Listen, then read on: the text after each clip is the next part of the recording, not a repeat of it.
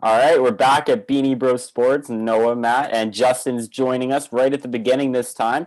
Matt is in his hotel bathroom, got with all the action, all the MLB action from this past week. Let's start it off with some big news from today. Salvador Perez hit his 46th home run of the season, Matt, and that breaks the record for home runs by a catcher. Matt, what do you think about Salvador Perez this year?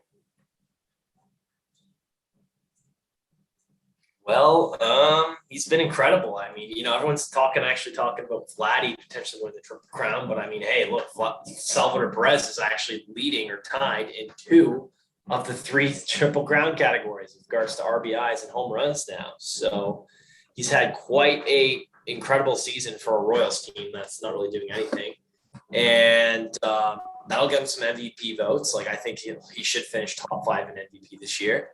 And I mean, yeah, he's having one of the greatest offensive years for a catcher in MLB history. And in all honesty, like the numbers he was producing early on in his career, this is pretty surprising. Although last year, it kind of maybe foreshadowed a bit of this because I think he did slug over 600 last year. Granted, it was only in 39 games, but still, he definitely saw a serious power surge last year in his numbers, and he just carried it through a full season this year, which is good to see.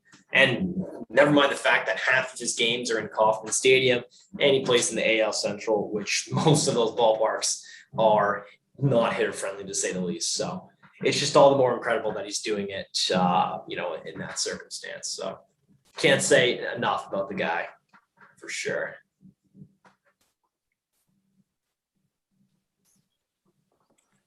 Yeah, for sure. Salvador Perez has been great this season, and it's just really a testament to just how much he's improved and just how he gets better and better. And playing in Kansas City, it's sometimes overshadowed, but 46th home run of the season, beating Johnny Bench for the most home runs of the season by catcher. He's gonna get noticed now, and congrats to Salvador Perez. That's a huge accomplishment. Justin, what do you think about Salvador Perez this year? Good power hitting catcher. Well-deserved accolades as well-deserved hype. I mean, it'd be nice if he combined that power with on base, but when you're getting those kind of offensive stats from a catcher, I don't think you care about how much they get on base. Yeah.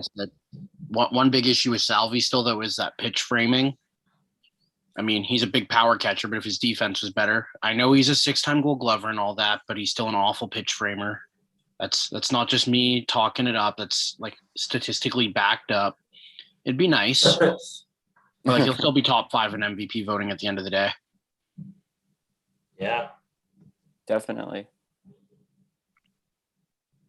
for sure. Yeah, he's been awesome. All right. Well, there's a lot of current MLB news going on right now. The Philadelphia Phillies are down 2-0 to the Orioles, middle of the sixth. Last time I checked, that's huge series for the Phillies where they really got to capitalize here. And if they lose first game to the Orioles, that's going to be really tough to come back. They're already 2 games back in the NL East. And then we also got another similar game. The Yankees really need a win tonight after losing a couple last few against Cleveland. They're lighting up the Rangers a bit right now. They're up 4-0. So there's some big games going on right now. Actually, 4-3 now. 4-3 now. 4-3. All right. We've got some quick shifts in the score here. Yep, they had a 3-run 5th inning. Charlie Culberson hit a home run. Isaiah Carner-Falefa with an RBI double, and Adolis Garcia with a sac fly. All right. Well, forget what I said. The Yankees are now potentially going to blow this, and that might be the end of the season for them. Obviously, still a couple games back, but you cannot lose to the Texas Rangers, who have 55 wins right now on September 20th when you need a win. Cannot happen. Can't happen.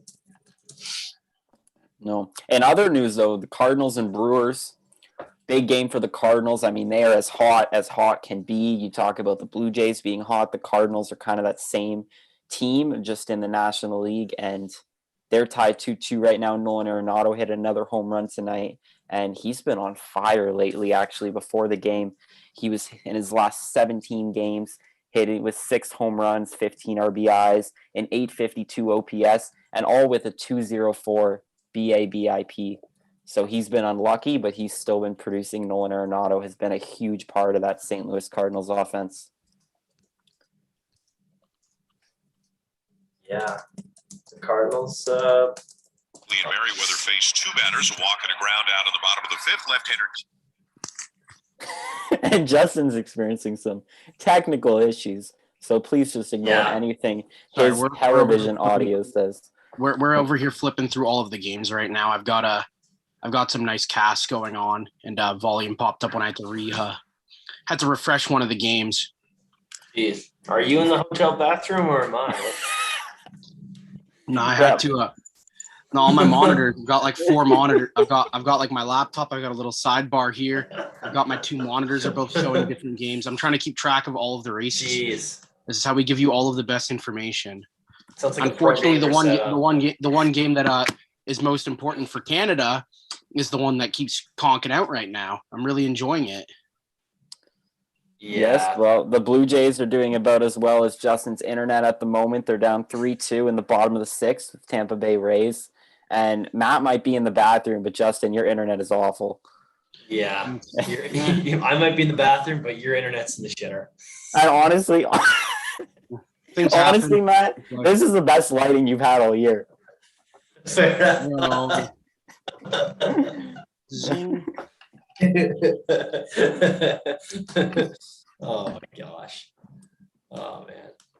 All right, so that's wild. Rangers have scored 3 against the Yankees. I love Isaiah kind of fluffy. I do.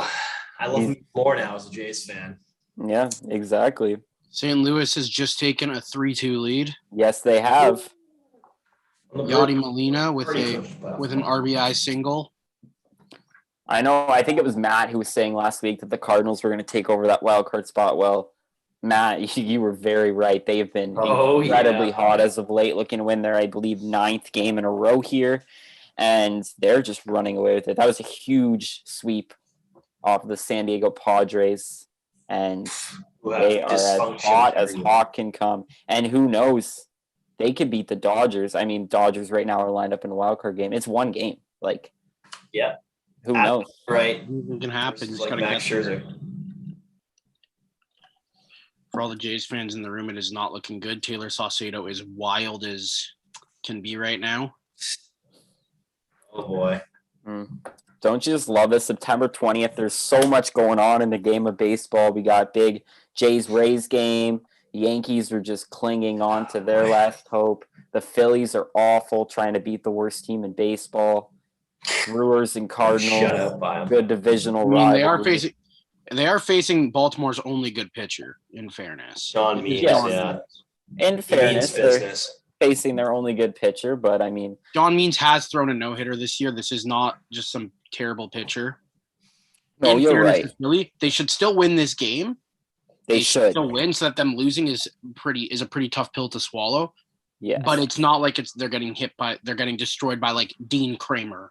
You're right, but they certainly need to get to this bullpen. They certainly need to get to this bullpen if they want any hope of a postseason spot. This is a guy with a 1 whip pitching for the Baltimore Orioles. Well, it's okay. Phillies, though, if they don't come back here against the bullpen, it's going to be a tough pill to swallow. They're leadoff already 2 games back. Tying run up to the plate. All right. Well, we'll see. Hopefully, Phillies can rally. It'd be a huge comeback for them. And Braves play tonight in Arizona, so somehow the Arizona Diamondbacks can get their 49th win of the year. Yeah, both the Phillies and Braves playing teams with losses over 100. And it might be September 20th, but both of Justin's picks to be competitive this year have 100 losses. Yeah, well, I mean, the D-backs are still playing. Hey, his other pick to push for a wild card at the best record in baseball, or did we forget about that one? If you're going to mention my bad ones, at least mention my good ones. But the bad ones are so much more fun to mention. Yeah, they are. They are. They really are. I mean, if you picked Robbie Ray to win the AL Cy Young before the season started, I wouldn't say anything to you. You'd be free of all your bad picks. I wouldn't mention it or anything, but you didn't, and oh well, c'est la vie. Yeah. You would have made a lot of money if you bet on that too. That's for sure. I don't know what the line was preseason, but it was probably pretty ridiculous. Oh yeah.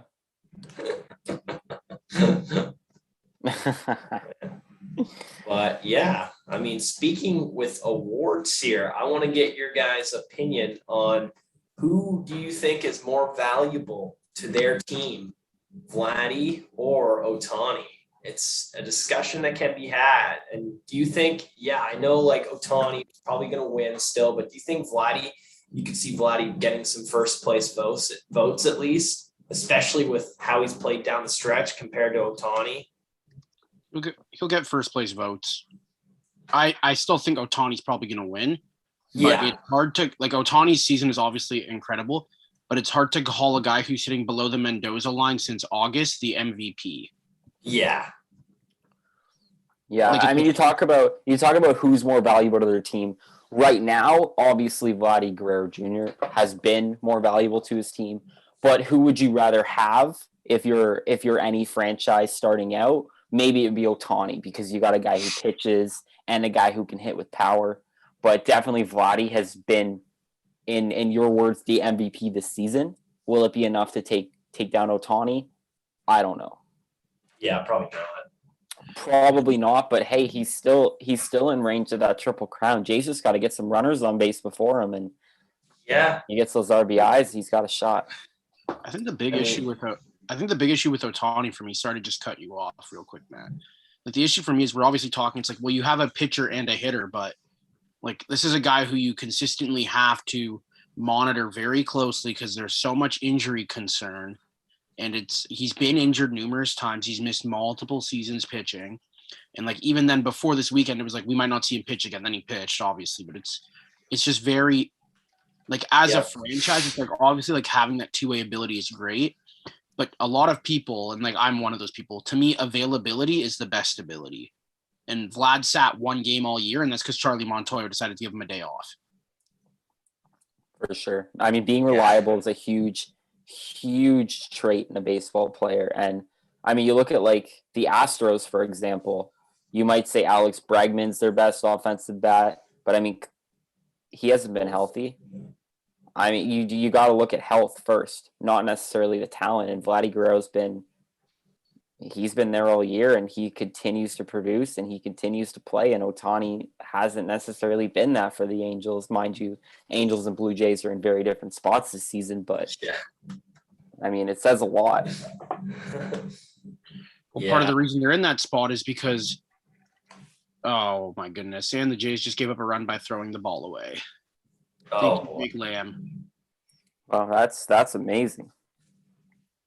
Kevin Kiermaier just tried to get a little league home run and was out by a mile. Like he was halfway down the third baseline when the ball was in the catcher's glove. Wow. Boy. Oh my gosh. That's fantastic. And Kiermaier might actually be safe. Alejandro Kirk might have missed the tag. Oh, well, the Blue Jays might be winning, but they still find a way to do that. Toronto Blue Jays baseball, and you gotta love it. You gotta love it. The Rays did not challenge, so he's still out at home. Okay. Two runs. I mean, I know the Rays got a good bullpen, but yeah. But anyways, back to our discussion on Vladdy Ohtani. I think it's, although like, yeah, I don't think Vladdy's going to win the Triple Crown. He's a lot of RBIs behind, but the fact that he's leading in home runs and batting average, like how many guys have done that? That's pretty incredible. You're talking usually guys have to trade, batting average for power, especially in today's age where you see guys strike out so much. But I think the fact that you got a guy like Vladdy who can, hit with power, but also hit for contact. And I mean, even looking at his strikeout rates compared to maybe other power hitters, it's just incredible. Like he's just such a smart and disciplined hitter at such a young age too. Well, I'm excited to see what this guy's going to do for the rest of his career. So entering today's slate of games. So here are your AL leaders in offensive categories. So average, Guerrero. Home runs, Guerrero, which Salvi obviously tied today. RBIs were tied today between Salvi and I believe Jose Abreu. Salvi took the lead today. stolen bases with Merrifield, Mhm. runs Vlad, OBP Vlad, slugging Vlad, OPS Vlad, hits Vlad. Like that's just the guy scores the most runs in the AL. He has the most hits in the AL. He has the best on base percentage in the AL. So it's not even just that he's just getting hits. He's like also walking and getting on base in general. And when he does hit the ball, he's hitting it the most and he's driving it the most. Like to me, that just screams value because I'm getting the best quality at bats every single time. Yeah. For me, like it's not even the Triple Crown. Like to me, it's just as impressive to lead the league in batting average and home runs. Because RBIs is not like yes, you can be clutch and yes, you cannot be clutch, but RBIs is totally dependent on who is on base. It has no dependency on the batter, at least when you get to this point where you're over 100 RBIs. I mean, it's not like Vladdy's at 75 RBIs and the leader's at 110.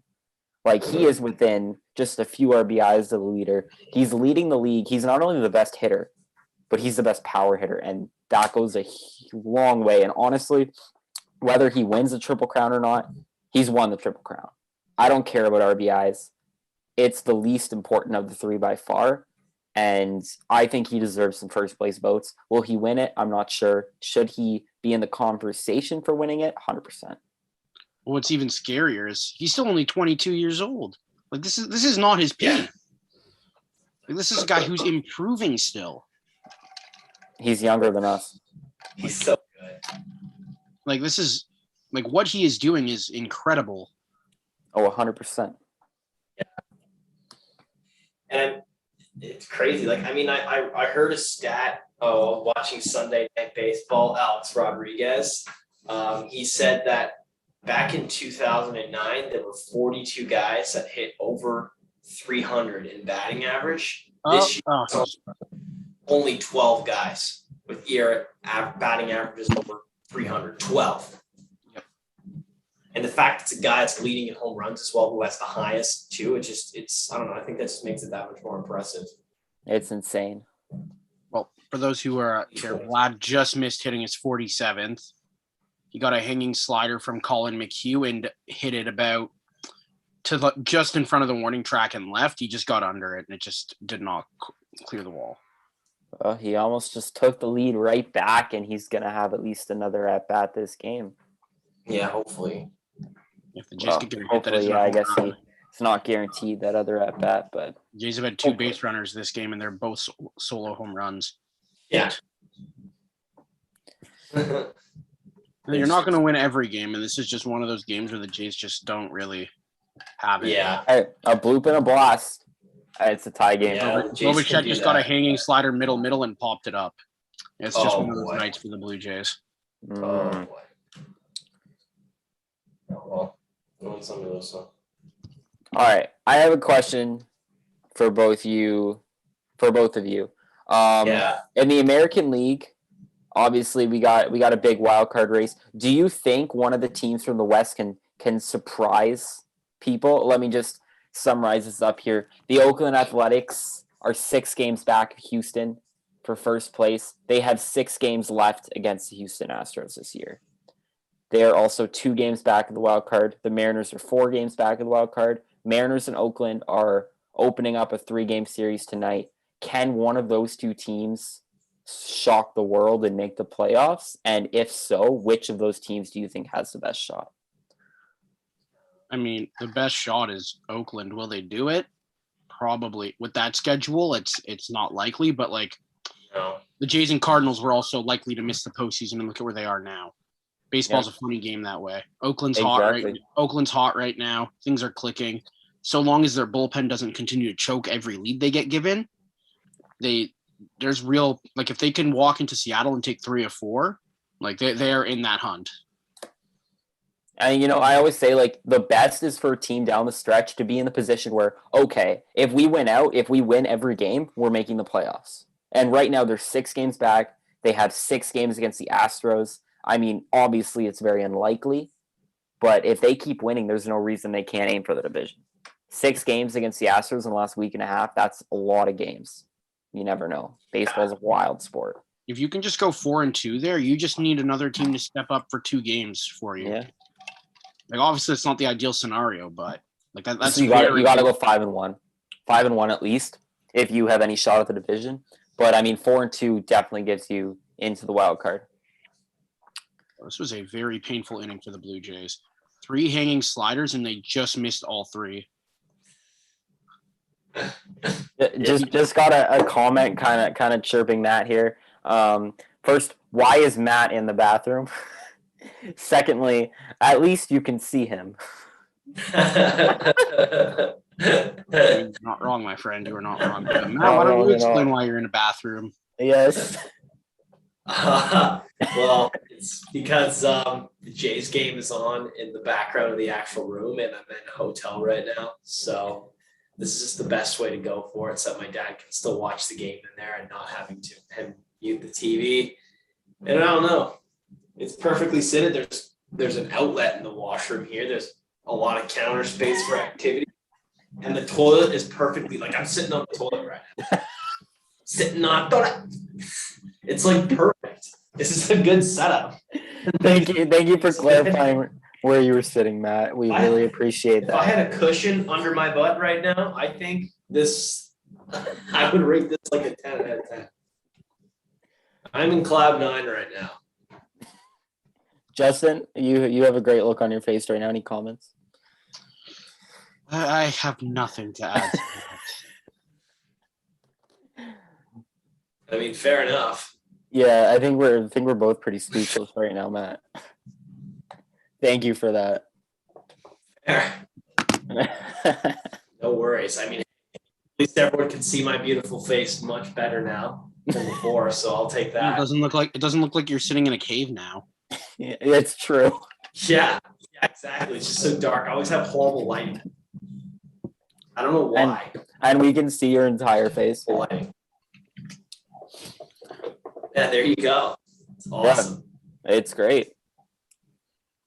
Yeah, it's fantastic. Almost as great as I don't know, the Mets winning the other day. That was pretty. Yesterday, I was watching that. You know what? Like, occurrences like that right now are really rare, so you really got to enjoy them when they happen, Matt.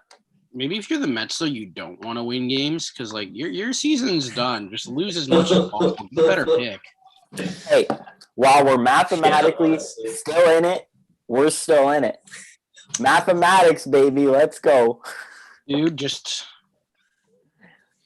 above 500, then we'll Hey, talk. it's September 20th, and the Mets are still in the hunt, so I'll take it. That's pretty bad when you consider there was supposed to be a top, 6 team this season. Okay, but our elimination number is 9. That's not too bad for September 20th. Did you also led the division? How long did the Mets lead the division this season? Hey, our elimination number is 9. It is 9. Dude, I'm wearing a Blue Jays shirt, okay? Let's not talk about the Mets. well, we kind of have to talk about the Mets because they're in the news again because now they're trying to poach Bob Melvin and Billy Beane from Oakland. They're also trying to get Theo Epstein. Oh, and you can't forget David Stearns in Milwaukee. I mean, the Mets got the money. We'll see what happens. I mean, but, here's their the thing. GM probably ain't coming back. Why would any of the outside of Theo Epstein, who's retired? Why would Stearns or Bean, who are both in very competitive, very stable situations, leave their current jobs where everything is cushy and they're well protected to go deal with the New York media in the dysfunctional New York Mets? That's a great question, but I mean, money, right? Money. In the case of David Stearns, I mean, David Stearns, the Mets have already been blocked from interviewing him once. I don't know why they're going to continue pursuing him because Milwaukee's just going to block it again. Yeah. That's a waste of time. That's a dead end. Very true. Stearns is comfortable in Milwaukee. He's built one of the best pitching staffs in recent memory. Oh yeah. With an offense that can actually hit for a change, even with Yelich being garbage. Well, garbage for his expectations. You've built this incredible team. Ownership has told you they're willing to spend money if you feel it's necessary. Why are you leaving that? You know what? Credit to him and the Brewers this season because coming into the year, they were very reliant on Christian Yelich and youngster Keston Hira, who has been awful this year. Hasn't even really been awful this year because he hasn't been in the majors this year. He's been that awful. So awful. They had to get him off Yeah. to get him out of the And majors. Yelich, for his standards, has been awful as well. And the pitching's just been great. Yeah. And the offense has hit when it's needed to. And they've 82 games was low for me on the over-under. But I did not think they were winning this many games unless Yelich and Hira were to both have amazing years. And they did it without either. So kudos to the Brewers. Kudos to Stearns. They had a great season. And best luck to them in the playoffs. What's unfortunate for Yelich is it's really injuries have sapped his power. Yeah. He doesn't have that power before. So it's very unfortunate. Yeah. As for the big shift with the Brewers, if you look very closely, there's one move they made that very much changed their whole season. A very minor trade that nobody saw coming. Getting Willy Adames from Tampa Bay. Oh yeah, that was a huge trade. Because I was reading somewhere when they had traded for Adames, they were bottom 5 in every offensive category. Yeah, Willy Adames was a very under the radar move that really paid off. Since they added him, I believe they're in the top 10 in every major offensive category and top 5 in a majority of them. Yeah, he's very much changed the entire complexion of that team. Definitely. Well, they do say hitting is contagious, and I think the Brewers are a very good case study on that. Definitely, 100%. Yeah, Willy Adames has been great. Yeah. They made one. I was reading an article about it, actually. They made one mechanical change for Adames that changed everything for him. What was that? When he was in Tampa, because Adames actually, Mookie Betts had in the offseason, gave Adames his personal trainer's number to work with him on his stance and to change his swing into hitting more fly balls. The problem was when he was in Tampa, he was more slouched over at the plate. So let's say he was at instead of being standing straight up like this, he was a bit bent over like that. So he wasn't tracking the ball as well, which is why he was chasing bad pitches and he was still making hard contact, but he wasn't hitting the ball consistently. When he got to Milwaukee, the hitting coach had him stand straight up. And because of that, he was able to dissect breaking balls better. Which is, to me, that's so fascinating. That's such a tiny little change in a stance on an approach can turn you from a 180 hitter to a 280 hitter. Mookie Betts should give his personal trainer number or whatever to Cody Bellinger's teammate. I feel like he probably has, and Bellinger's just like, yeah, dude, okay. Everyone's favorite stoner, baby. Cody Bellinger. What's funny is he's probably not even a stoner. It's the look. Let's get back on a positive note here. You know who's been very hot as of late? The Canadian Tyler O'Neill, who since September 1st, in 18 games, he has 7 home runs. He's hitting .333, 16 RBIs, 18 runs scored, and a 1.118 OPS. He's been incredible this year for the Cardinals and a huge reason that they are in that second wild card spot right now. Yeah, he's great. He strikes out a ton, but he's got a lot of power and he plays good defense and he's fast. He does strike out a ton. Lots of strikeouts, about 30. But he hits the ball really hard because he's so strong. He's so jacked. He does. Because he hit a bomb from yesterday, or was it yesterday or the day before? Like that come from behind win? Yeah. I think it was the day before. Cardinals are now 4-2 on a very shallow sac fly in which the throw is about 50 feet away from the catcher. Oy vey. Sorry, who's their center fielder of the Brewers? Lorenzo Cain. Oh, yeah, it looks like Lorenzo Cain. Yeah. Awful throw. Oh. It was horrible throw. Alejandro Kirk is having a very rough night behind the plate. Yeah. Well, if you're a Jays fan, he has thrown out a runner, but other than that, it has not been a good night. Sorry, that was actually Jackie Bradley Jr. in center field. JBJ. Oh, which was an awful throw. It bounced before he the hasn't been that pitcher. good this year. I don't think No. Jackie Brad that throw might have been bad, but I can guarantee you it's not worse than any of Brett Gardner's throws this season. Well, Oh, he's horrible. That Do you is an call those outfielder who throws? cannot throw a ball anymore. you call that a throw? Have you seen Brett Gardner throw a ball? No, that's what I'm saying. You call Brett Gardner's throws a throw? Yeah. You're right. It's more of a roll. Dude looks like he's You playing. send the runner every time to get an additional. Yeah, it looks like he's pushing the ball to home plate. Dude's playing Wii bowling out there with how much it rolls. Well, Like, Phillies are Brett- down to their last 4 outs against Baltimore, still down 2-0. Like That's pretty hilarious. Brett, you're not at the Olympic shot putting competition. You're playing pro baseball. Let's throw the ball, please. That is just random thing. That is a player I hate so much from the Yankees. Yeah. Also, for those who care, it's now 5-2 Tampa. Damn it. Nate Pearson. Hey, just the Jays are still in it. Stop, Nate like, Nate they're Pearson just still gave in up a this 2-out game. RBI single. They're still in this game. I'm wearing a Jays shirt, so that they got to come back here.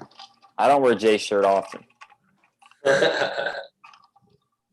especially not when we're live. So, Well, yeah. What do you guys think of the Padres now? A lot of dysfunction going on that team, huh? honestly, Here. for anyone who saw, like, Manny Machado absolutely yelled at Tatis Jr. the other day. But honestly, Manny Machado, for all those dissing Manny Machado's a leader, and I love what he did. I mean, I'm not the biggest Tatis Jr. fan, but sometimes the younger guys, they gotta learn it's about the team. It's not about them. And Manny Machado calling him out in the middle of the dugout, fired him up. Like, Manny Machado, I'll take you on my team any day. That was great. And here to add on to that, because the big comment, I hate Manny Machado personally. For those who don't know, my favorite player growing up, I'm a Jays fan, but my favorite player is Dustin Pedroia. That's my guy. Always been my guy since I was a kid. I love Dustin Pedroia. Machado ended his career, so I will never forgive him for that. Fair. But it's funny because people were bringing up that Machado, like when he was young, do you remember the Donaldson situation when Donaldson was still in Oakland? Yeah, I try to throw bad out. Yeah, so that was like people were like, well, he did that. Why can't Tatis do that? The thing is, that's called growth. Like, I don't get why that's like being brought up now as like he's not a real leader. Like it's funny he's scolding Tatis when he did it too. Well, he's scolding Tatis so Tatis doesn't make the same mistakes he did. That's called growing up and growing and being a leader. 100%. It's like that's what leaders do. Your gut, like he's completely in the right. That's your best player. He's an MVP candidate. You're in a huge tailspin. He absolutely, under no circumstances, can get ejected in a close September game in the 5th inning. 100%. And again, that's coming from a guy who detests Machado. But like this time, like what Machado did there, that was the right play. Oh, 100%. But you get all these guys who, like, I mean, I'm guessing aren't even really necessarily baseball fans, but like you see on Instagram, Twitter, like all these social media platforms, everyone's taking Tatis's defense. Like, Machado shouldn't have done that. He shouldn't have done that in a public setting. But I mean, look at the situation. Like, Tatis Jr. has to learn his lesson, and Machado doing that in front of the entire dugout, I like it. I like it a lot. I'm sorry. Is he gonna wait till after the game to do that? Like, Exactly. after the game, that's pointless. Like, you need him to know that lesson now. Yeah. Eric wrote, love the stream tonight, guys. Thank you, Eric. Thank you for your support. He actually got one of our shirts. Thank you, Eric. If you have any questions, let us know. We'll answer them right now. Go, Eric. That's Matt's classic line. Let's go. Let's go. Amped up. Chilling in a hotel washroom. Let's go. Always gotta be amped. Only Matt joins the live from the washroom of his hotel in London, Ontario. Ontario, shout out to you. You have good internet, and at least in the washrooms. Yeah, you do. Obviously, before we went live, Matt was having a lot of internet connections. Once he went to the washroom, everything was fixed. Yeah. It's just a super place. It is. Good internet. Yeah. All right, I know it's only 8 games, but I have to mention Gavin Lux has been incredibly hot in September. He has a 1.260 OPS in 8 games. I mean, he's been on fire in these 8 games. He's had 8 RBIs in the 8 games, 458 batting average for the Dodgers, who don't even necessarily really need his bat. I mean, Gavin Lux has been incredible in September. Oh yeah, he's been great. He's been very good.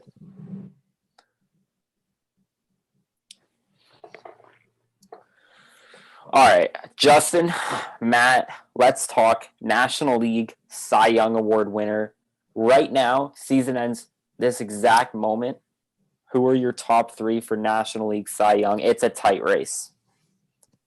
My top 3? Top So just 3, preferably in order. What's that? But can I say who I think should win? Yeah, say who you think should win, and then say your top 3.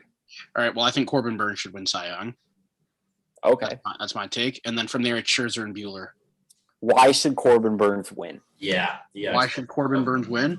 Yes. I think what Burns is doing is the most impressive of the 3. I think Burns, it was very dependent on him. His command is absurd. He's allowed the fewest home runs among ace quality starters. His FIP is DeGrom level of dominance. And he's doing it on a team that no one expected to compete at the level they're competing at. And I think he's a big part of it. I think the advanced metrics support him, and the traditional counting stats are close enough that the advanced metrics should push him over the top. For me, this is just me. I think Max Scherzer, I think edges Corbin Burns. At least right now, he's thrown 11 more innings. He has a lower ERA. He has a lower WHIP. I think he has more strikeouts. Correct me if I'm wrong on that. He has more wins. He has a higher WAR. I think right now, Max Scherzer has the edge. I think Corbin Burns just hasn't pitched enough innings. His ERA is there. His WHIP is very good, but Max Scherzer has a 0.811 WHIP. I mean, Max Scherzer has just been absolutely phenomenal this year. He has a 5.8 WAR, 15-4 record. I know wins don't matter as much anymore, but I think Max Scherzer is a front runner for Cy Young right now. I think Bueller and Burns are very close, but right now I think it's Max Scherzer's to lose. Yeah, I agree. Max Scherzer's going to win it. He's in a historic second half here. Probably one of the best trade deadline pickups in history. In all honesty, he's been incredible. Yeah, sorry, just a quick pause here. Coach K Baseball Academy said, "Loving what you were doing here." Thanks for the like, by the way. Coach K Baseball Academy, thank you for your support. If you want to hit that subscribe button, that'd be awesome. Also, let us know if you have any questions. All right, Justin, back to you. Baseball Academy. Can you I don't know, fix my swing? What I was going to say is it's funny because Scherzer's been so great, but he might not even be the Dodgers' best trade deadline pickup of this decade, of this century, I should say, because it's been over a decade now. Because 2008 Manny Wood, that might be, in my opinion, the greatest trade deadline pickup. The only offensive player that I could say was close to that level, and he was still far off from it, was Cespedes for the Mets in 2015. JD Martinez. That's a good one. JD Martinez. Have you guys ever looked at Manny's stats in that after the deadline in 2008? They're ridiculous, but I still like JD Martinez's with Arizona. Yeah, JD Martinez. I'll pull up both for you guys. Yeah, I'd love to compare JD Martinez after the deadline compared to Manny Ramirez. So 2008, Manny Ramirez in 53 games for the Dodgers. So he played 53 games. He hit 396 with a 489 OBP, 743 slugging for a 1.232 OPS. Bopped 17 homers, drove in 53 runs. He scored 36, had an OPS plus of 221, and he finished 4th in NL MVP voting in 53 games. Because he was that dominant. That's pretty incredible. I'm sorry. JD Martinez hit 29 home runs in 62 games. The umpire just called a strike on Lourdes Gurriel on a ball that was in the opposite batter's box. And as a Jays fan who was watching all game where the strike zone had been squeezed all night, that's very frustrating. 100%. That's my inner Jays fan little rant, but And here, let me just check JD Martinez. Or did someone do that? 29 home runs in 62 games, 741 slugging. It's ridiculous what JD Martinez did. Obviously, Manny 29 Ramirez home was runs. incredible, but I can't really remember 60. that. JD Martinez just a few years ago was absolutely insane. Literally Diamondbacks. had 30 home runs. The big ticket for me is like the home runs are impressive, as are the RBIs, but lower average, lower OPS. Okay, but what was it? How many home runs? 29. 29 home runs? Well, yeah, it's still absurd. It is absolutely absurd. 29. Like, it is absurd as the fact that Matt is doing this live stream from the bathroom right now. Yeah, it is. You got to remember, too, that like that Manny trade was controversial as hell when it happened. Oh, it was 100%. Justin, if you want to actually read what that trade was, because I don't even fully remember it, I just know how crazy it was. I know it was a 3-team trade between the Red Sox, Dodgers, and Pirates. Manny went to the Dodgers. I know Jason Bay went from the Pirates to the Red Sox. Who at the time was one of the best hitters in baseball. New York Mets legend, Jason Bay. Yes, Jason Bay was great until he put on that New York Mets uniform. Yeah. He was good. Injuries destroyed him. Yeah. All right, if we're done with this topic here, we have a question on our here. I've got the players the Pirates got. The Pirates received four minor leaguers in this trade. Okay. They acquired Andy LaRoche, Brian Morris, Brandon Moss, and Craig Hansen. I know Brandon Moss. Pittsburgh baseball, baby. Yeah. They're not good You at got two trades. players no one's ever heard of. A backup infielder and Brandon Moss, who wasn't good until he went to Oakland. Yeah. Oh yeah. All right, we gotta rank these right fielders based on purely offense. So the person wrote Mookie Betts, Juan Soto, Ronald Acuna Jr., Aaron Judge, and Bryce Harper, based completely on offense. Rank those guys. Oh, He's completely on Bryce offense. Harper, Juan Soto, 1-2. I have Soto 1. Yeah, it's hard, man. Soto I have- 1. Yeah, Soto, Acuna, and Harper are 1, 2, 3. I don't know what order. I think Soto's 1, then Acuna and Harper are interchangeable. Yeah. And then Yeah, Betts and then Soto's Judge. incredible. I just think Soto's plate discipline is just so ridiculous, and it's like you got to give him that number 1 spot. Yeah. Not fair. I mean, he's a modern-day Ted Williams. Who are the other two options? Betts and Aaron Judge and Mookie Betts. Aaron Judge. That's Betts really slaps. tough. I think Mookie's obviously no slouch, but I think in 2021, just 2021 speak, I think Mookie's the worst of those 5. Easily. Based And on it's funny that agree. we're like, oh yeah, these guys are all 1, 2, 3, but then you have Judge, who's like arguably just as good. Aaron Judge has been incredible this season. He really has been. Like, he's been the only reason the Yankees are really still in this is Aaron Judge. I mean, he's been consistent all year. He's been their only really consistent hitter this season, and he's carried that offense through the dog days of the summer. That's an incredible question. That's a really tough one because really you have no wrong answer there. No, like, I mean, really, of Soto, Acuna, and Harper, you can put any one of those as 1. I mean, we talked about it last week, but Harper's going to win MVP. I think even more so after these last couple weeks, but Yeah. you got Harper. Soto's going to be top 5 for MVP as well. Man, and what's wild now that I'm thinking about it is the Nationals had 2 of those 3. Well, They let 1 walk. Yeah. In Nationals the had 2 World of those Series, so it three. was the right decision, I guess. But Yeah. also Trey Turner and Anthony Rendon. right, the Trey Turner one, that's definitely not a defendable decision. That's indefensible. If you ask me. I don't care if you got Josiah Gray and Keibert Ruiz, unless those two develop into an absolute all-star hitter or an all-star pitcher. No. I mean, if you look at it this way, if the team was willing to spend, like really spend, like if they were the Dodgers, they would have Bryce Harper, Anthony Rendon, Juan Soto, and Trey Turner on their team right now. I think letting Rendon go was a smart decision. If I'm No, letting Rendon go was a smart decision, 100%. Harper was not, worth because Harper was what, 26 when he left when he signed that big contract. Yeah. Like he still had like 7 years of prime left. Like I would give him that Phillies contract every single day. Oh, 100%. Because those first 7 to 8 years, you know you're going to get productive baseball out of Harper, barring injury. Yeah. So it's like the last 5 years might be a little bit of a sinkhole, but you're going to get 8 years of dominance out of him. Plus, you're talking about like the market is continually rising. Yeah. So 100% Harper would be worth the contract as long as he stayed healthy. Which even then, gotta like remember, he's just Harper got to took- stay healthy certain years. You got to remember, Harper took more guaranteed money in more years. So the AAV is not even the big issue there. It's the total salary. Because what was his 12, 13 years at 345? I think it's something along those lines. Yeah. So yeah, it's not even 30 million a year. No. Very good contract. So it's like, yeah, it's long. It's gonna kill, but What you gotta do? Well, guys Yeah. like Harper gotta pay. for those who care about the playoff races, Yankees and Rangers are still 4-3 after 7. Phillies are in the bottom of the 9th. Against Orioles, it's still 2-0. Tyler Wells is in to close it out. St. Louis still leads 4-2 in the 8th, and the Rays are leading 5-2 in the 8th. No.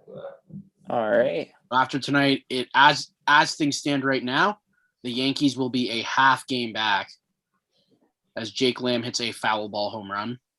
Tough scene.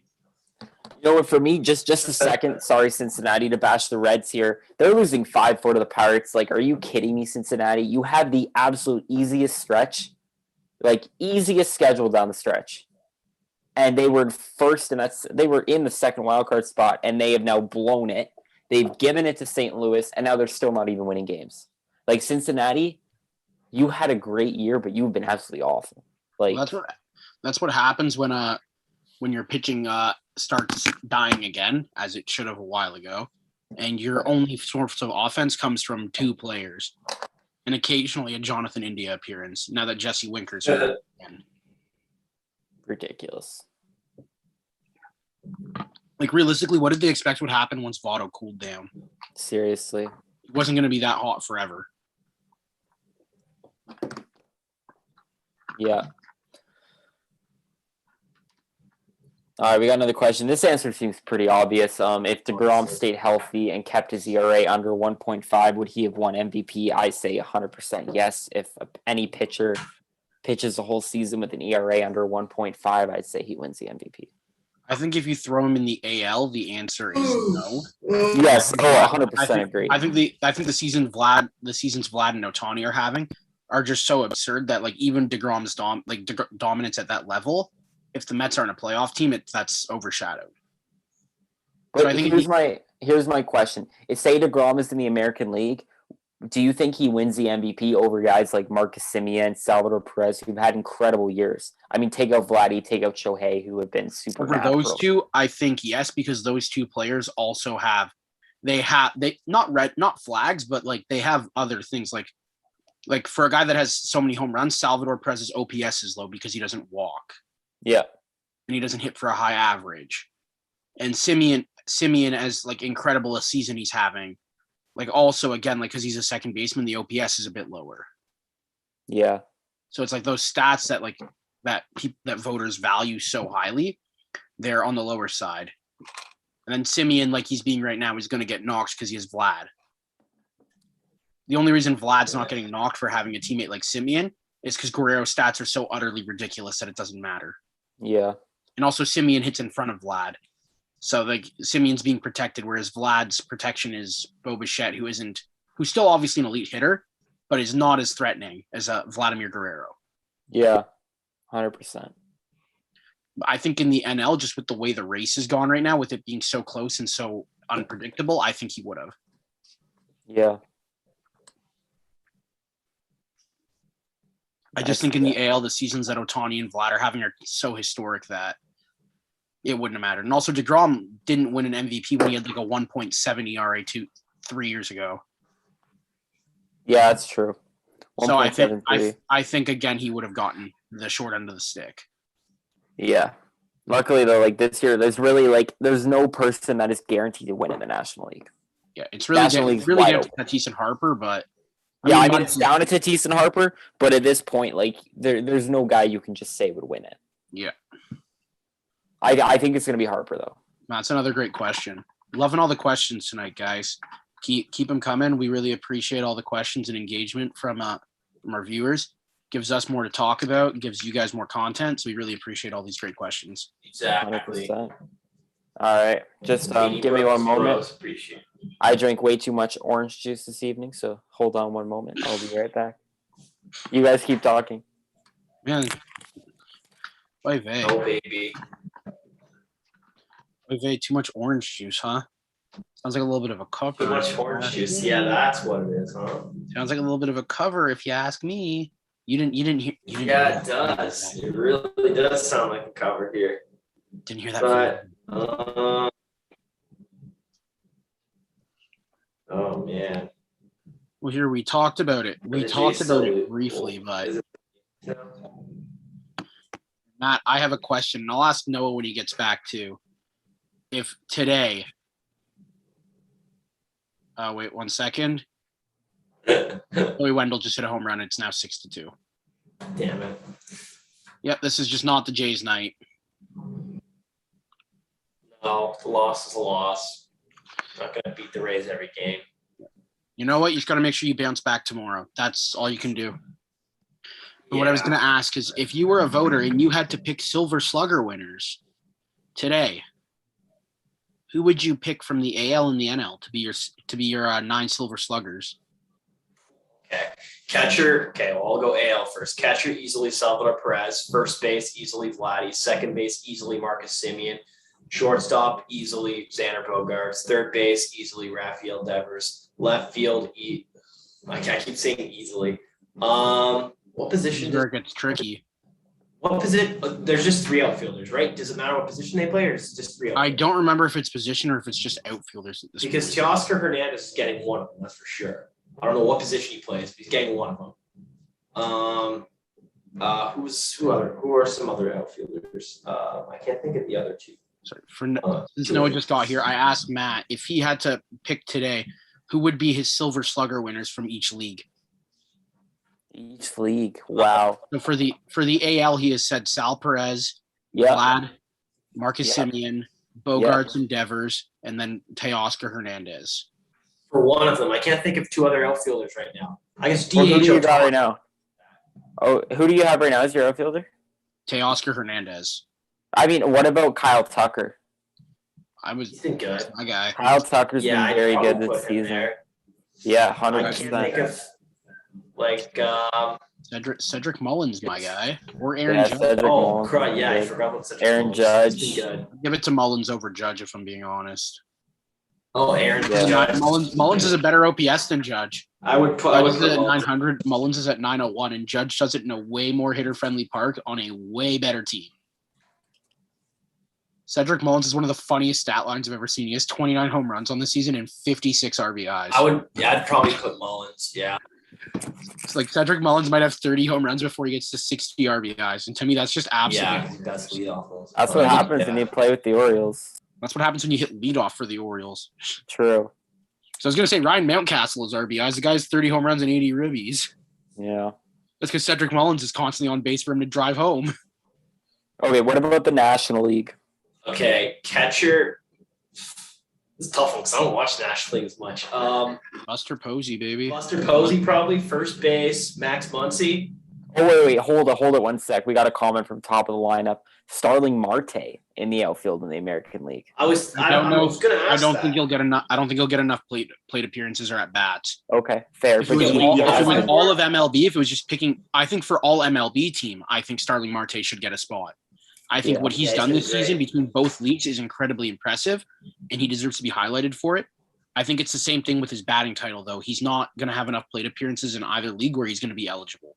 Yeah. You know what, though? Starling Marte, he's going to get paid this Oh, offseason. you're going to get yeah. paid. Kudos to him. He's having a great year in a Good for him. contract year. He's Getting that going to get a moolah. huge payday. Hey, and kudos to the Marlins for getting a former top prospect for him at the deadline rental. 100%. All right, anyways, Yeah, back to the National League. I just wanted to mention Starling Marte. Max real quick. Muncy. Well deserved, and that's a great comment. Yeah. I just think it's the lack of plate appearances in both leagues is gonna do him in. Definitely. It's unfortunate, but that's the reality of Where would Trey Maybe Turner be stats, at? stats. Second base or shortstop? Where would they? Trey Turner's at shortstop. Well, he has to be with Tatis. Tatis is going shortstop. Yeah, Tatis will win shortstop. Second base, I don't know. Adam Frazier, I don't know. He's still doing well. Adam Frazier. No. Ozzy. Yeah. Ozzy Ozzy Albies, Albies. he's been good. Ozzy. Yeah, I forgot about Oi, oi, oi. Yeah, Who's third? Ozzy Albies second. Third's got to be Austin Tatis Riley, short. yeah? Third base, Yeah, you could go Austin Riley, you Riley. could go Machado. I would go Riley. You could go Turner potentially. But I'd say Austin Riley. I think it's between. And then Also, a outfield, shortstop. I just bring it up here Bryce because no one's. Harper. Sorry, I just want to talk about a shortstop quickly. Tatis is obviously going to win, but a guy getting no love for an elite season, Brandon Crawford in San Francisco, 100%. having an Yeah. absolute. Because I was reading something today, he might finish top 10 in NL MVP voting, and it's not completely like it's not like a ridiculous statement.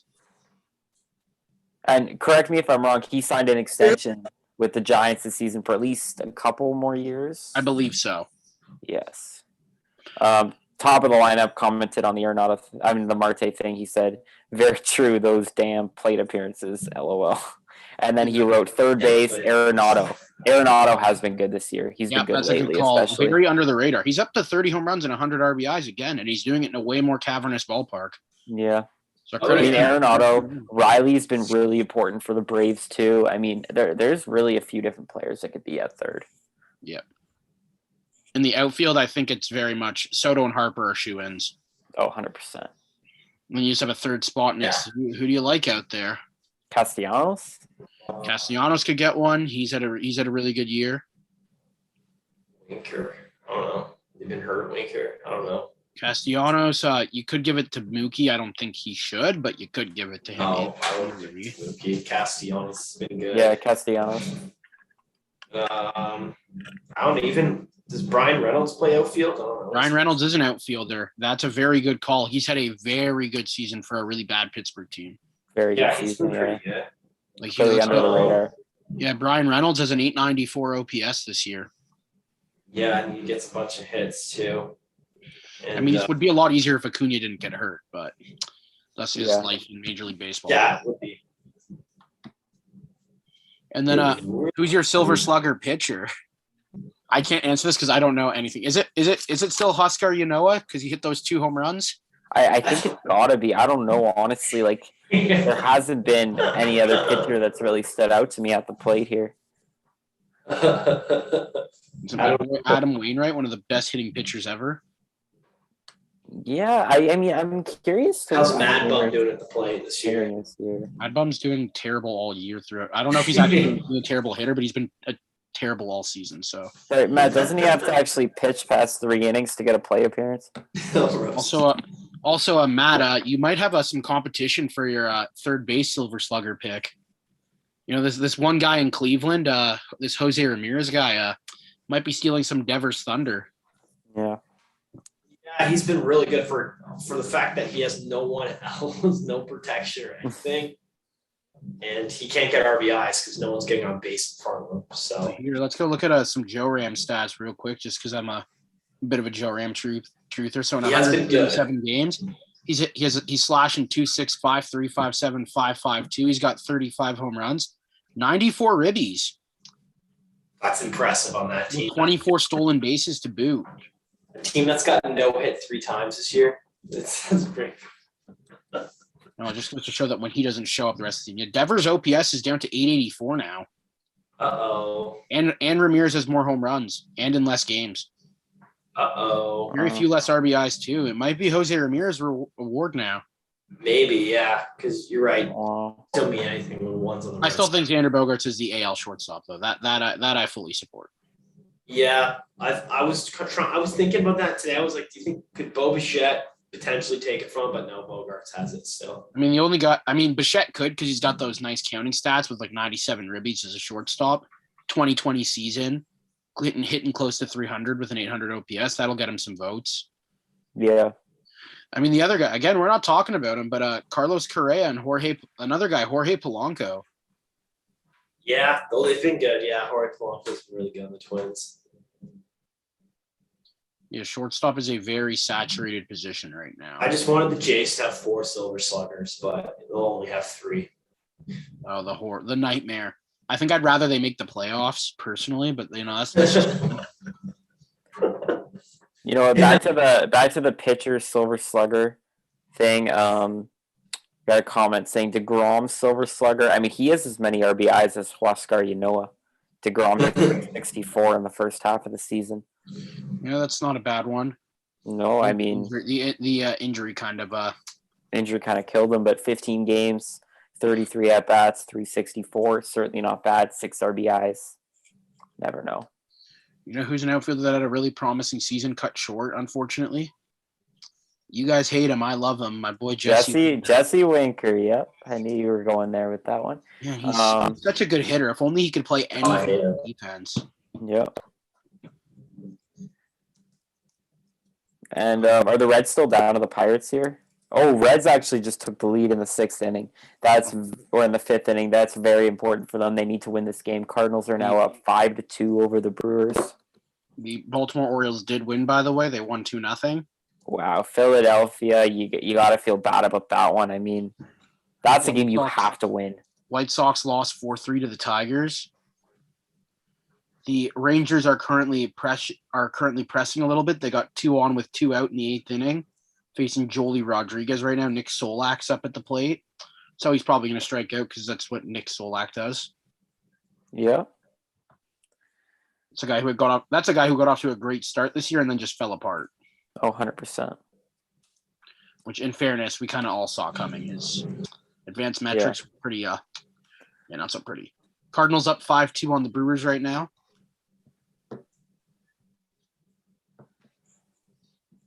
Yadi Molina with another RBI hit. Oh, yeah.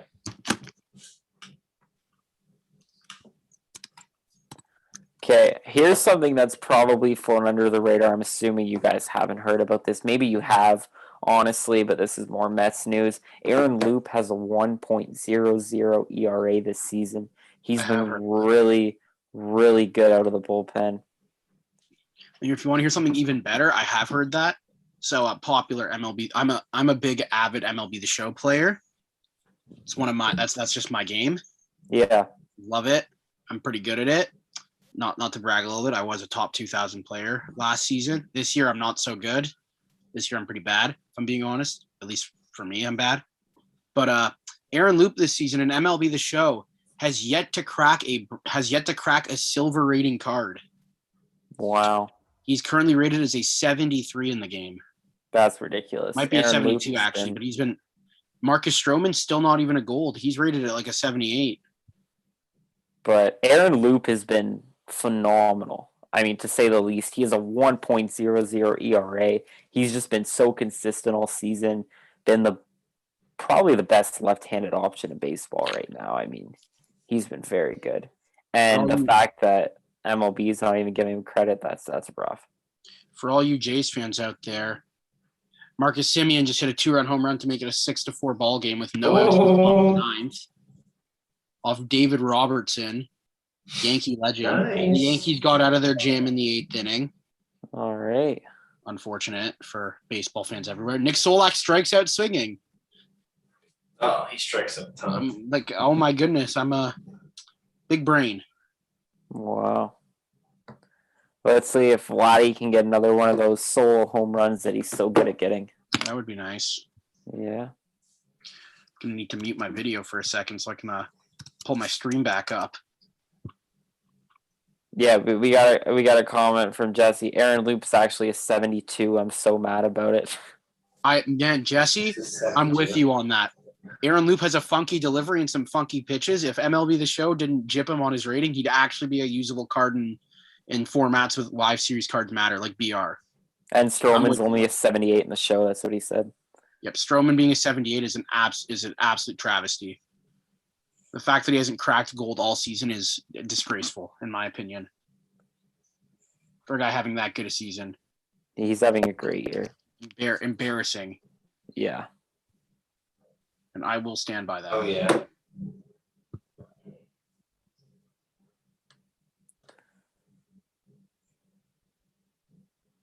Oh, yeah. Oh, yeah. Let's go.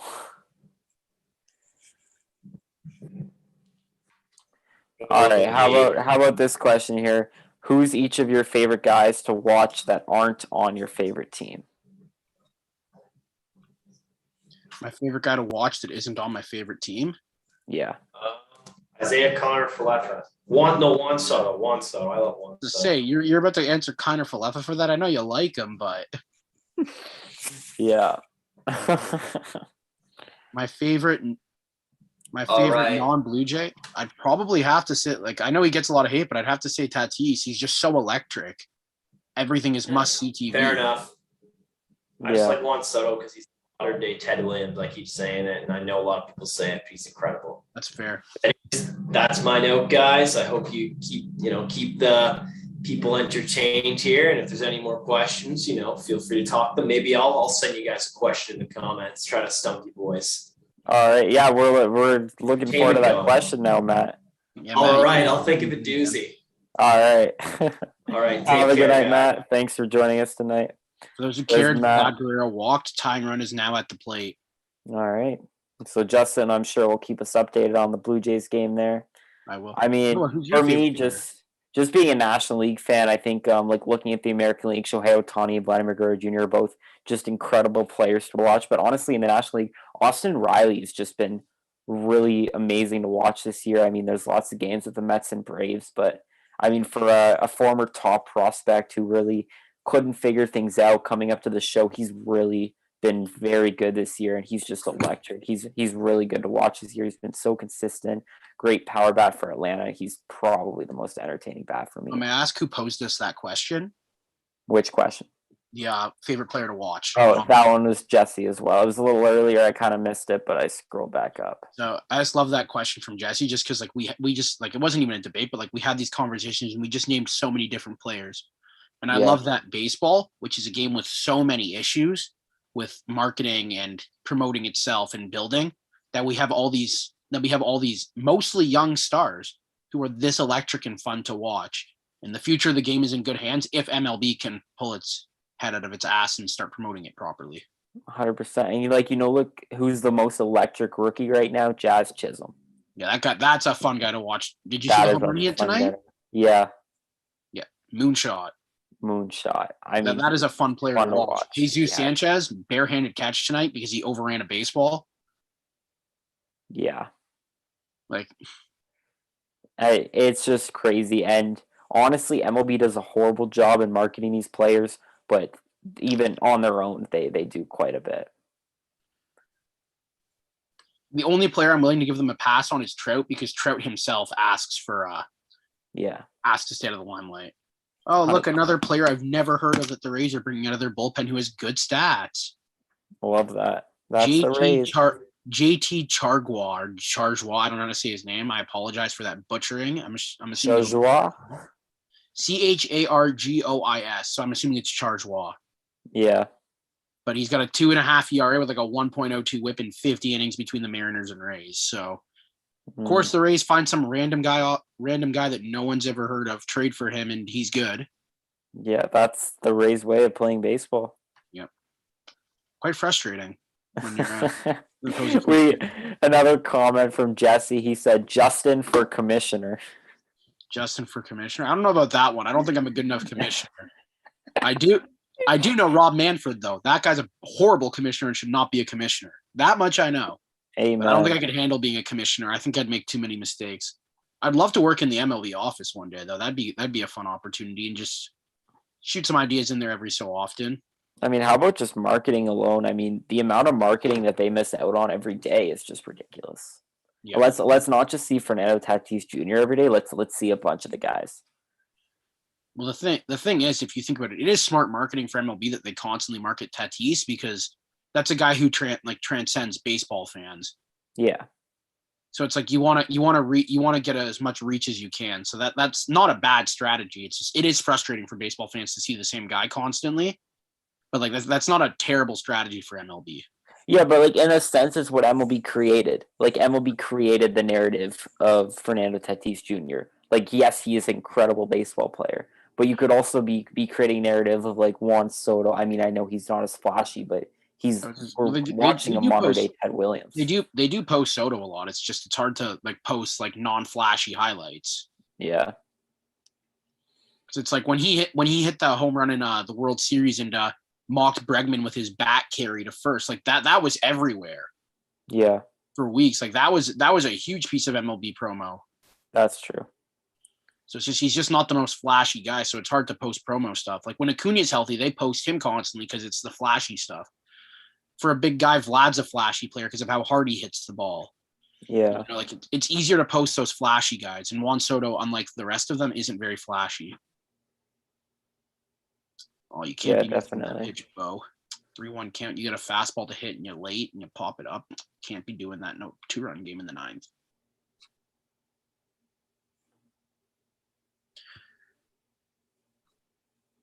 Blue Jays have an out. They now have an out. JT Chargewall coming in here and getting it out. I mean, look, if you're a Blue Jays fan, obviously tonight is disappointing, but at least you can say that your team battled. They didn't give up an out in the end. It was a frustrating game where you struggled to hit. Your pitcher's clear. Your ace didn't have it tonight and was battling all game. And you only gave up 3 runs in 5 innings.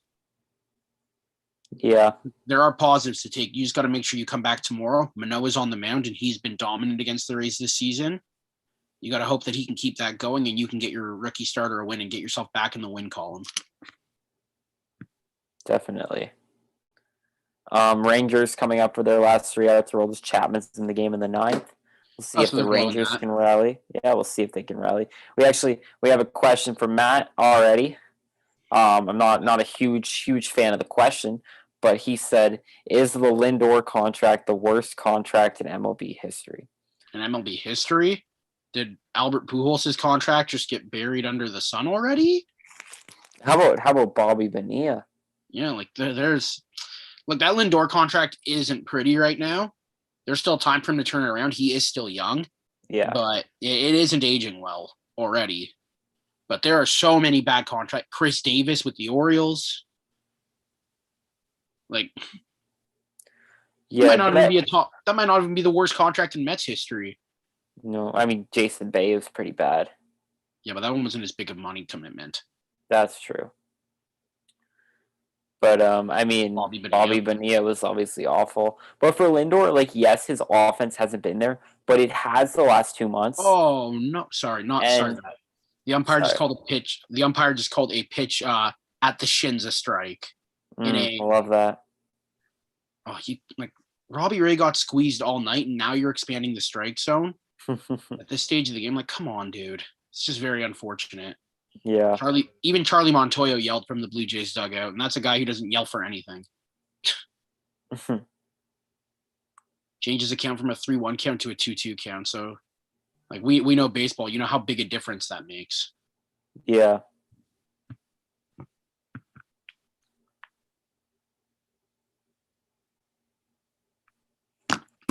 Yeah, very frustrating. Very frustrating. Matt, do you have any better questions, dude? Like, what was that? You know what? Like, Lindor's been really good defensively, and I think even defensively, he's worth $15 million a year.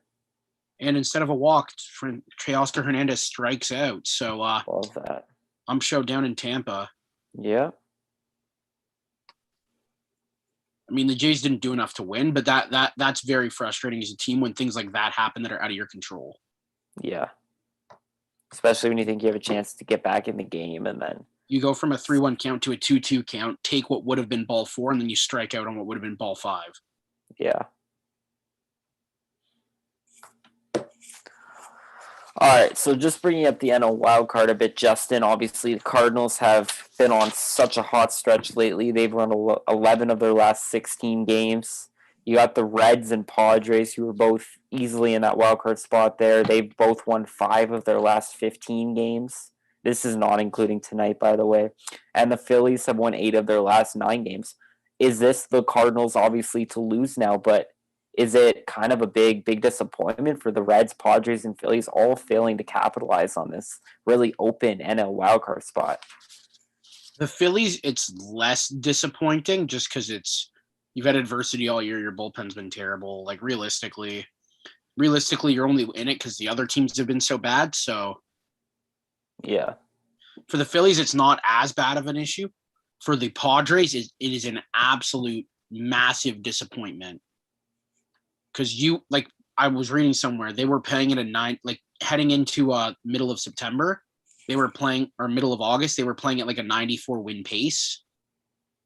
And Which is since what then, they they're were playing at- projected to do, right? 94 was their over-under, 94 and a half, I think. Yep. And then since then, they're playing at a, I believe they're playing at a, I think Jeff Passan put it out there. I don't remember who, but they're playing at about a 50 win pace. Jeez. So That's that is just an absolutely epic collapse. Horrendous. It's especially with all the work they did this offseason. It's just horrific for San Diego. I mean, they obviously not just were expecting to make the playoffs, they were expecting to potentially win the National League this year. And for a team that's probably not even going to make the playoffs now, it's a huge disappointment. And for Cincinnati, honestly, like they're kind of in the same boat, but at the same point, like they weren't predicted to even make the playoffs this year. They did have a tremendous start to the year that were really doing well up until a few weeks ago, and they were in that playoff spot. I think they should have held on. They should have won it with their schedule, but I don't think it's as a disappointment as the Padres were for sure. Looking at Cincinnati, it's only disappointing because they were in the position. Yeah. And with the leading right up to that, they were not in that position. Like going into the season, no one expected that. No. So it's like it's disappointing that they had that position and then fell apart. That's the disappointing aspect. Yeah. Okay, here's actually I think a really good question. Another one from Jesse. He's been giving us lots of questions tonight. In 5 years, are you taking Alec Boehm, Austin Riley, or Brian Hayes? 5 years from now? 5 years from now. If they all develop the way they should, I think I take Brian Hayes just because he provides me the best like all around package. Like I think he's the best defender of the three. I think he has a hitting tool that might be a little bit worse than Riley's, but the defense will more than make up for it. And he has a speed element that you don't usually get out of third base. Yeah. I mean, Alec Boehm and Austin Riley are both not great defenders. Alec Boehm's actually particularly awful. And Alec Boehm, I mean, his last year was pretty lucky. I mean, he's really not as good of a hitter as many thought. I think right now I would take Austin Riley, but yeah, for the future, Brian Hayes. I think it depends entirely on how they develop. Like you never know. Like, baseball's so unpredictable that way. Top 100%. Prospects fail all the time. Yeah. So it really depends on who. Like if Brian Hayes doesn't develop at all, then Austin Riley's the obvious pick right now. But like for all we know, Riley stalls out, Hayes stalls out, and then Alec Boehm develops into a star, and it's like you just don't know. Yeah.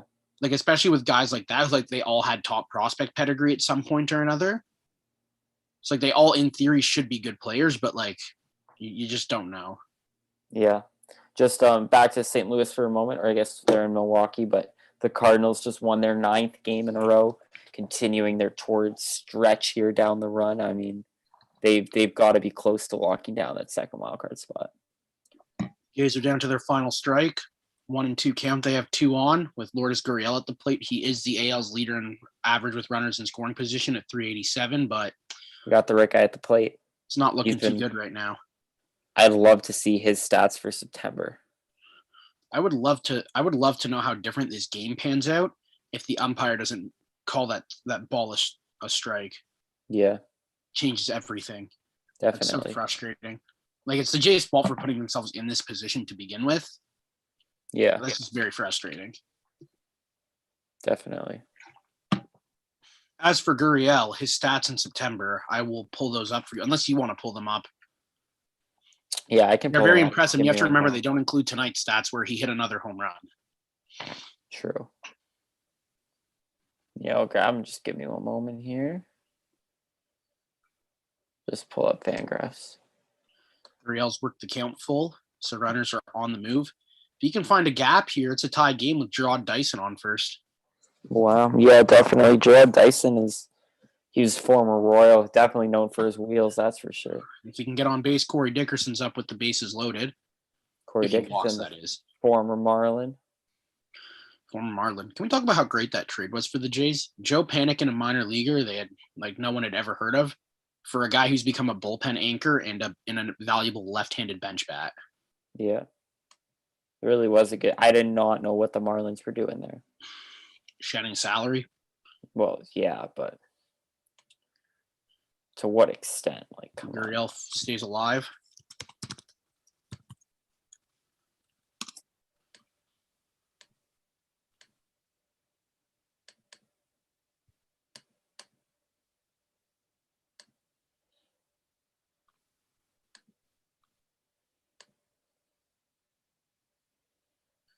I gotta find his September stats. Give me 1 second. I got it right here. They're very impressive. That's Okay, so here we go. In the month of September, he's hitting 359 in 18 games with 27 RBIs. 27 RBIs in 18 games. and 5 for home those, runs. well, now he's up to 6 home runs and 28 ribbies. Right. And for those who care, he was hit by the. I don't know if that hit him actually, but he 3-2 pitch inside, ball 4, or it hit him. I didn't see. I just saw that it was inside, and I saw his reaction. So JT Chargeois is being pulled from the game. I'm gonna have to get this game on. I'm assuming he's being lifted for a lefty. The Jays appear to be countering. It appears Breivik Valera will be coming into a pinch hit if it is a lefty coming out of the pen. All right. But yeah, Lourdes Gurriel. Man, the Jays and Yankees really love making everyone sweat in September, don't they? That's ridiculous. I mean, well, sorry, I'm just back to Lourdes Gurriel's stats. That is insane. 27 RBIs in the month of September. Yeah. He's hit 2 grand slams this month. That is ridiculous. He had that game in Baltimore where he had 2 hits. He went like 2 for 2 with like 6 runs, scored 2 home runs, 6 RBIs. Wow. One of the most absurd stat lines I've ever seen. That is insane. It's not even just that he's hitting. It's like he's not striking out either. 8 walks to 10 strikeouts from a guy who does not walk much. Yeah. That's ridiculous. And it's not even like it's completely lucky. Like he has a batting average of 359 with a BIP of 360. Wow. So it's like when he puts the ball in play, it's landing for hit. Like he's getting what he earns. Yeah.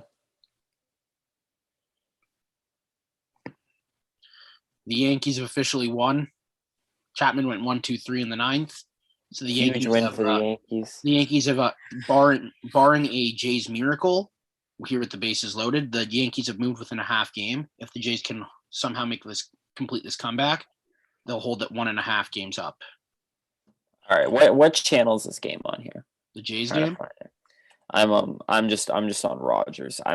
For some reason it's they on have Sportsnet. The Oakland Be on game. Sportsnet. Dietrich Evans is into the game. A lefty I have never heard of in my life, but also has good stats.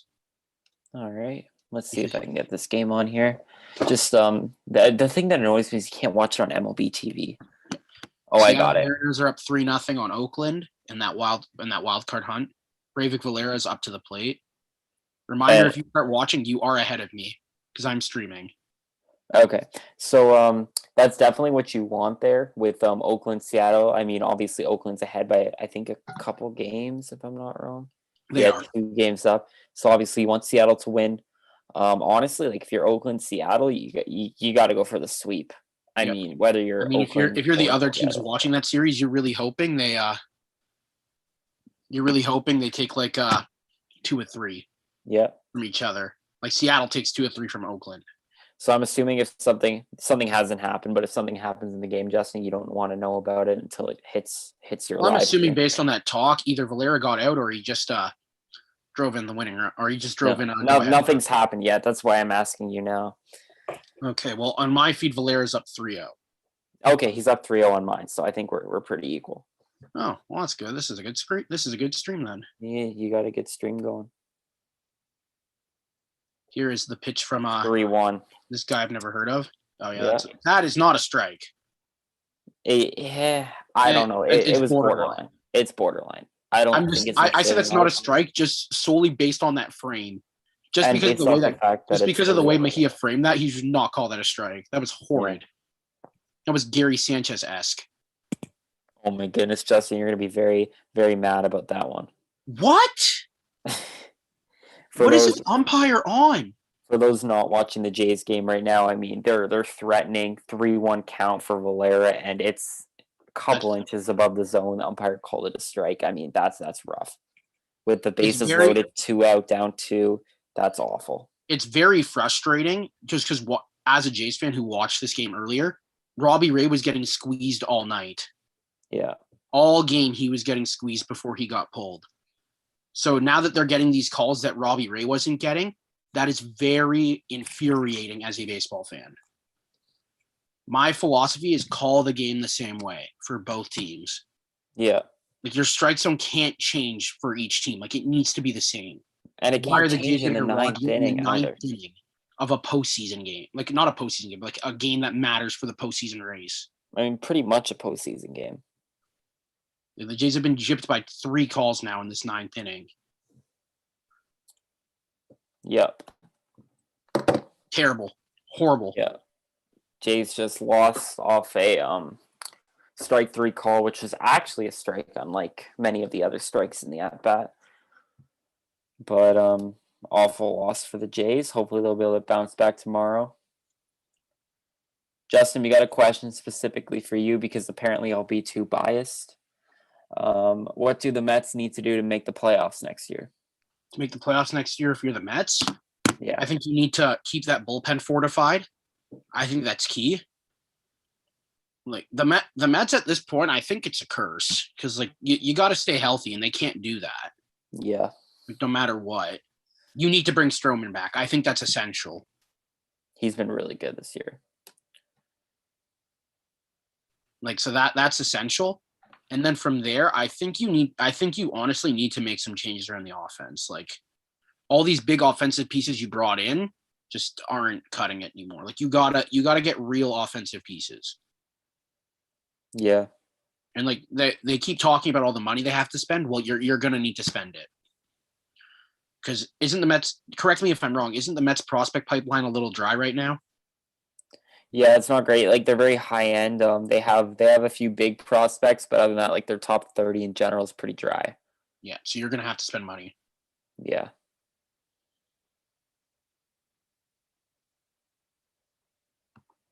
Definitely.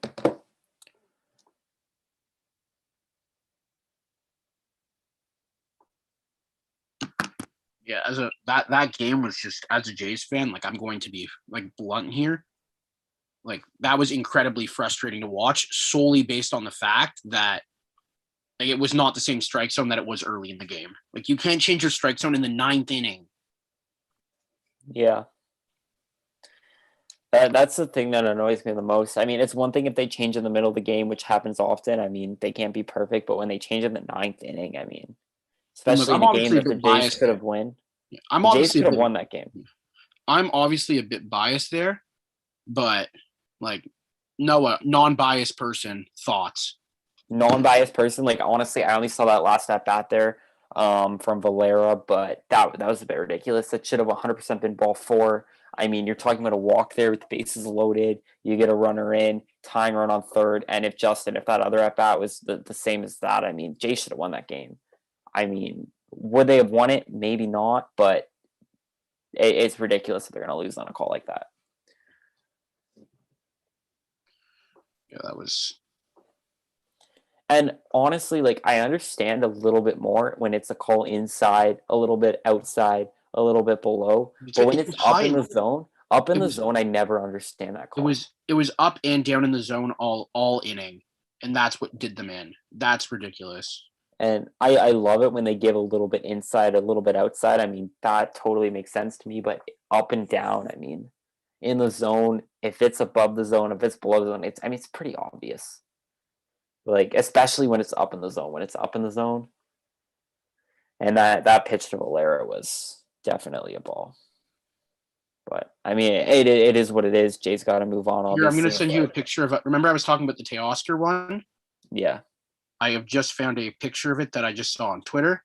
I'm going to send it to you, and I'd like your opinion on this strike.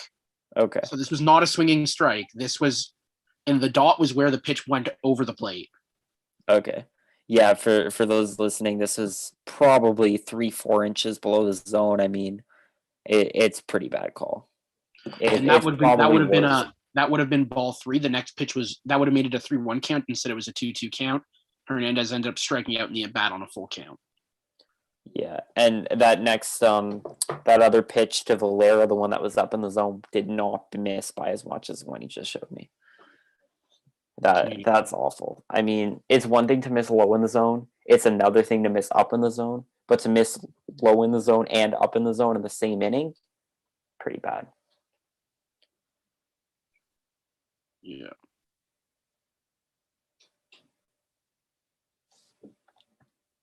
You know what? The Jays are really good against teams above 500, actually.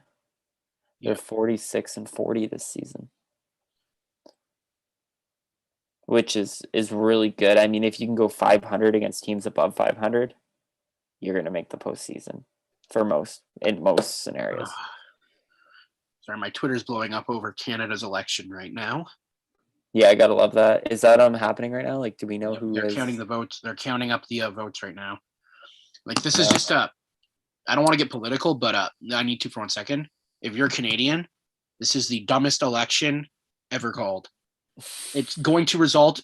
It might result. The only change it might result in is a minority government for an opposing party, which means nothing is still going to get done. So nothing's going to change because the other parties aren't going to cooperate, and it's just going to be the same garbage scenario. That's all I have to say on that. So sorry to get that in there, but is Liberal going to win? I haven't actually been following it at all. As of right now, it appears the Liberals will maintain their minority government. So quite literally, nothing is going to change.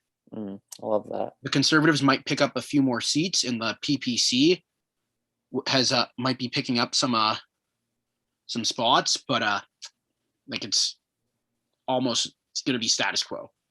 Yeah. So really, this was just a waste of time and government money. So good job, politicians. If we all love politics out here at Beanie Bro Sports with how dumb they are. That's why we talk sports where politics are still involved because this world is dumb, but we choose to ignore them. Yeah, that's why we talk baseball and we avoid the politics. I just had to bring that up because it's a relevant situation right now going through the country. Yes, this is what happens when you watch a Canadian baseball blog. You deal with Canadian. See, the good thing here though is like if you are American and you're watching us and supporting us and we really appreciate you, you'll hear me complain about this for tonight, and then we're not going to talk about it again until they call the next election or something else stupid happens, which will be a while. Because our stupid stuff gets covered for like 5 hours and then is brushed under the rug. Versus, we don't get the whole talk about something for the rest of our lives type politics. We don't get that you say one thing that might be slightly out of line and it'll be in a news cycle for a week.